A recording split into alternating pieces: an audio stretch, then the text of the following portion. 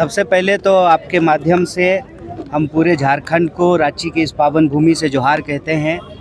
जैसा कि आप लोगों को मालूम है, राहुल जी ने कोटा में देश की शिक्षा व्यवस्था को लेकर के एक बातचीत शुरू की है। वो बातचीत वो एक मुहिम का रूप ले चुका है और जो इस देश के विद्यार्थियों की आवाज़ है वो आवाज़ गूंज बनती जा रही है। और इस छात्रों की गूंज मुहिम के तहत देश के 28 शहरों में भारतीय राष्ट्रीय कांग्रेस, यूथ कांग्रेस, NSY, तमाम सेल और डिपार्टमेंट मिल करके इस देश में शिक्षा की जो हालत है, इसकी जो कुव्यवस्था है, जिस तरह से पेपर लीक हो रहे हैं, सेशन समय पे नहीं होता है, हॉस्टल में जो है कोई सुविधा नहीं मिलती है और पढ़ने लिखने के बावजूद लोगों को नौकरियां नहीं मिलती है, इन सवालों पर ये कैंपेन चल रहा है।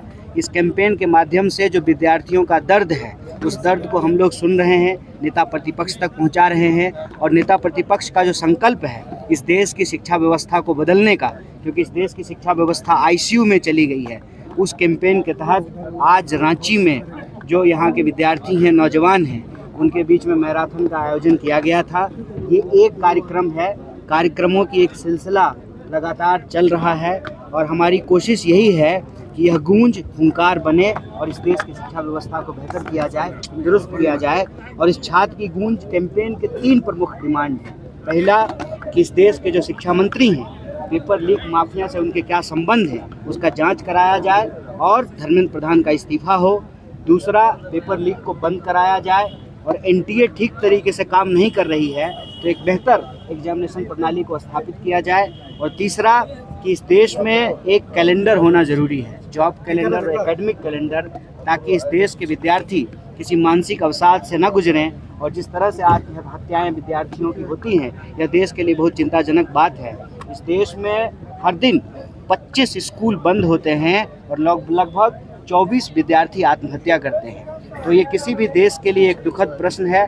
इस स्थिति से निकालने के लिए ये छात्रों की गूंज मुहिम चल रही है।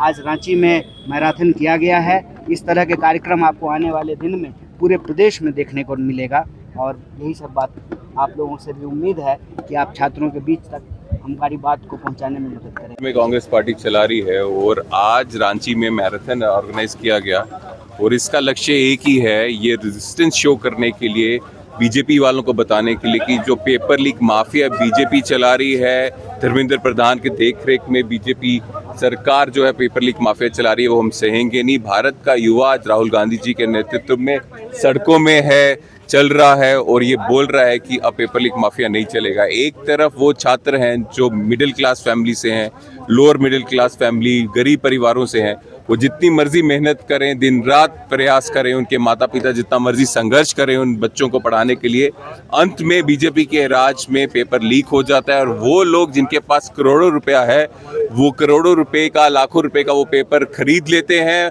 और वो पैसे बीजेपी नेताओं की जेब में डाल देते हैं और अंत में सब जो भारत के युवा हैं, जो मध्यम परिवारों से हैं, उनकी मेहनत ज़ाया हो जाती है।